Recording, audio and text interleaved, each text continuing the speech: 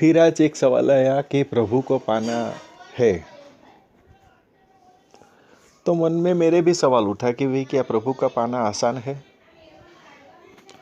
तो मैंने तो आज फिर सवालों की जड़ियाँ ही लगा दी।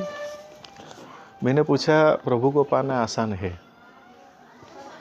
पर आप प्रभु को कैसे पाना चाहते हो? मीरा और कृष्ण की तरह, जहाँ पे प्रेम की पूरी संभावनाएं है, पर दोनों के बीच का जो एक गैप है आयु का,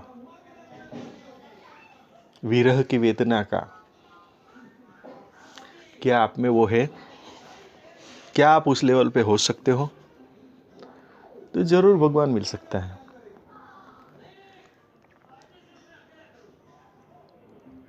फिर बात करते हैं, क्या आप प्रभु श्री राम को पाना चाहते हो? तो आपको पूरी रामायण पता है, उसमें हम नहीं जाएंगे। हम आपको सिर्फ यही बताना चाहते कि आप सीता जी को जितना राम जी ने प्रेम किया उतना कर सकते हो, या जो उसने किया है, जो सब कुछ विवरण में है, उसमें से कुछ भी हम कर सकते हैं। आप जवाब ढूंढिए, तो आसानी से आपको प्रभु श्री राम मिल जाएंगे। भक्ति की बात करें तो रावण भी भक्ति में कोई कम नहीं था। उसको शिव को पाने के लिए उसने जो भक्ति की है, उसका जो एक स्रोत है, वो आज भी सब लोग याद करते हैं, गाते भी हैं। तो क्या रावण की तरह हम भक्ति कर सकते हैं? तो शिव को भी पा सकते हैं।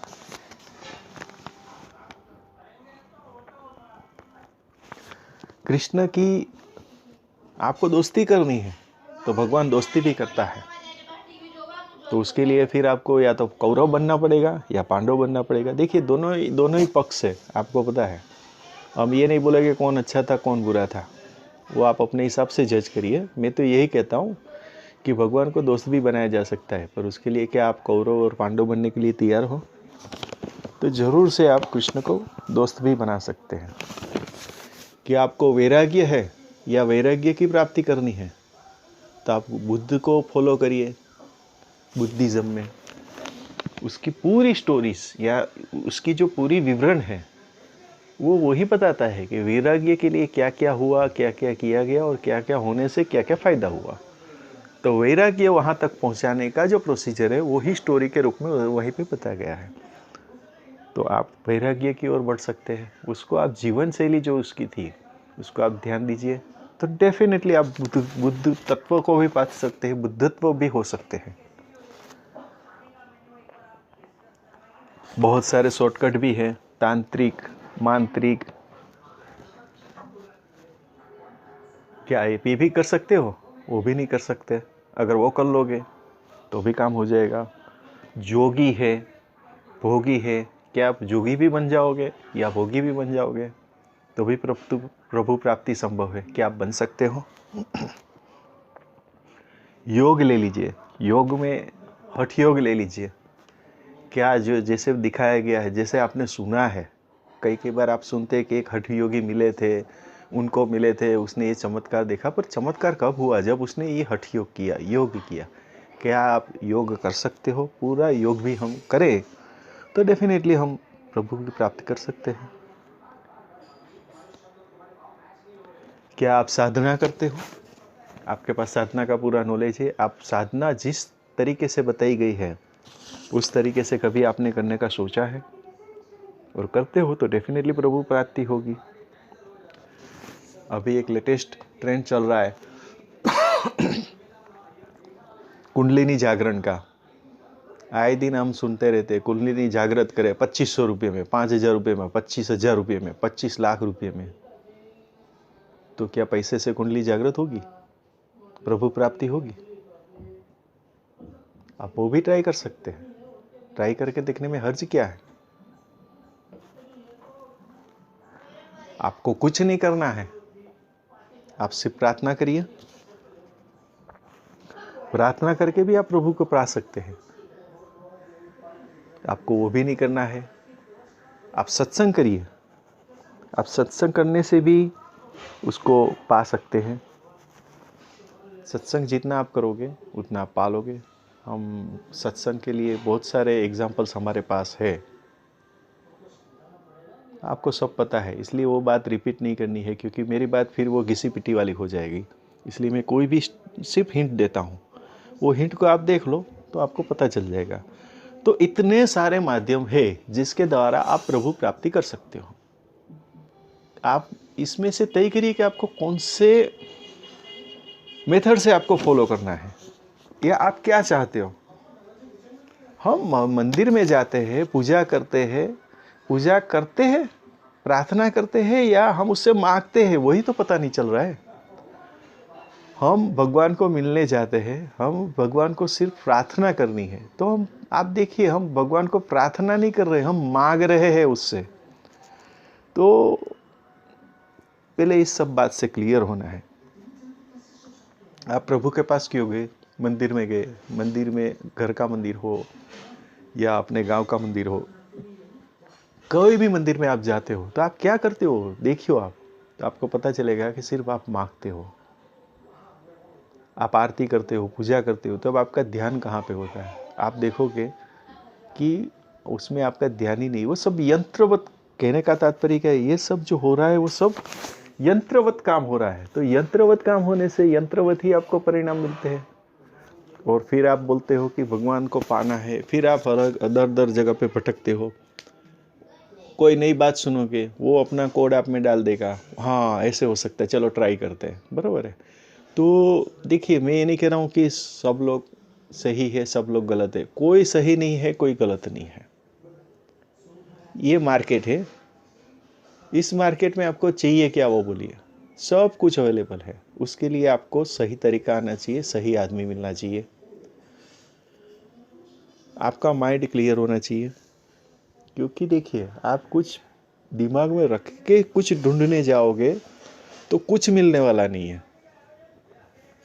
पहले आप तय करो कि आपको चाहिए क्या। ये बात हर जगह पे हर एक चीज़ में लागू होती है। मैं ये कहना चाहता हूँ कुल मिला के कि आपको प्रभु प्राप्ति करनी है तो कौन सी टैलेंट आपके पास है, वो टैलेंट सब ऊपर दिखा दिया है। श्री मीरा जी का दिखाया, राम का दिखाया, रावण का दिखाया, कृष्ण का दिखाया, बुद्ध का दिखाया, साधना का दिखाया, कुंडली का, प्रभु प्राप्ति का। बहुत सारे अलग अलग रास्ते हैं, कोई भी रास्ते से आप उसको पा सकते हो। यहाँ पे एक बहुत ही अहम एक बात कहने का मन कर रहा है। मैं आशा करता हूँ कि ये एग्जाम्पल आप पॉजिटिव वे में लेंगे। हमारी जो सनातन संस्कृति है उसमें सर्वधर्म समभाव बोला गया है। हमको इनका मतलब ही नहीं पता है। सर्वधर्म समभाव का मतलब ये होता है कि आप अपने प्रभु को ऊपर श्रद्धा और आस्था रखिए, और जो भी धर्म है उसके ऊपर आप सही है ऐसा मानिए। इसका यहाँ पे ऐसा मतलब नहीं है कि जो श्रद्धा और जो समभाव आपके अंदर आपके धर्म प्रति है वही आप दूसरे के साथ नहीं, ये पॉसिबल नहीं है। यहाँ पे गलती हो गई है। देखो, अभी ही मेरी बात हुई थी किसी से कि एक बंदा प्रार्थना करने के बाद एक और धर्म के अंदर गया।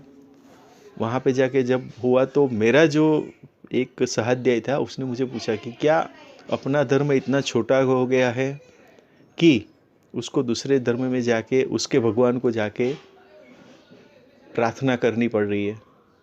तो मुझे उसको बोलना पड़ा कि देखो, वो हमारे जो सनातन धर्म की जो व्याख्या है उसको वो सही तरह से नहीं समझा है, इसलिए कन्फ्यूज़न आया है। हमारे संस्कृति के अंदर बोला गया सर्वधर्म समभाव, तो इन्होंने ऐसा मतलब नहीं करा कि हमारा प्रभु और उसका प्रभु एक ही है। तो ये अपने आप में एक ही है, तो आप अपने प्रभु को मानो ना। आप जो प्रभु को मानते हो उसके ऊपर से विश्वास डग नहीं होना चाहिए। आप क्या करते हो, अपने प्रभु के ऊपर से आपको विश्वास हट जाता है और आप फिर उसके प्रभु जो है उसके ऊपर आप विश्वास रखने जाते हो। तो यहाँ पे दो बात क्लियर हो जाती है। एक, आप अपने प्रभु को छोटा कर दिया और दूसरे के प्रभु को बड़ा कर दिया। तो कैसे आपको मिलेगा, आप सोचो। ये निर्णय मैं आपके ऊपर छोड़ता हूँ और आशा करता हूँ कि इसको आप नेगेटिव वे में नहीं लेंगे। आप इसको पॉजिटिव वे में ही लेंगे। मेरे कहने का तात्पर्य एक ही है, आप किसको भी मानो, किसी को भी धर्म को मानो, किसी भगवान को भी मानो, उसके ऊपर विश्वास रखो और उसके पाने के आपके अपने तरीके से उसको प्रयत्न करो, और मुझे विश्वास है कि आपको वो प्रभु मिलेगा ही। हाँ, एक बात यहाँ पे और एक क्लियर कर देता हूँ कि जैसे सपोज करिए कि आप चाय बनाते हो, तो पहली बार आप चाय बनाते हो तो आपको चाय बनेगा ही नहीं। उसके बाद जब आपके अंदर एक चाय बनाने की मास्टरी आएगी, तब तक आप देखना आपसे कितनी गलतियाँ होती हैं, तब जाके आप एक अच्छी चाय बना लेते हो। या कभी कभी ऐसा भी होता है कि आप इतने ट्राई करने के बाद भी चाय अच्छी नहीं बना सकते, बरोबर है। कोई अच्छी चाय बना लेता है, वैसी आपकी चाय नहीं बनती है। तो यहाँ पे एग्जाम्पल के द्वारा मैं ये समझाना चाहता हूँ कि आप प्रभु प्राप्ति की ट्राई ज़रूर करिए, पर इसका मतलब ये नहीं कि प्रभु आपको मिल ही जाएगा। आपका जो प्रयत्न करने का जो स्टाइल है उसके ऊपर बहुत कुछ निर्भर करता है, और प्रभु को पाना क्यों है वो पहले आप तय कर लो, उसके बाद ही आपको प्रभु प्राप्ति के लिए कोशिश करनी चाहिए। ठीक है, तो आशा करता हूँ कि आज का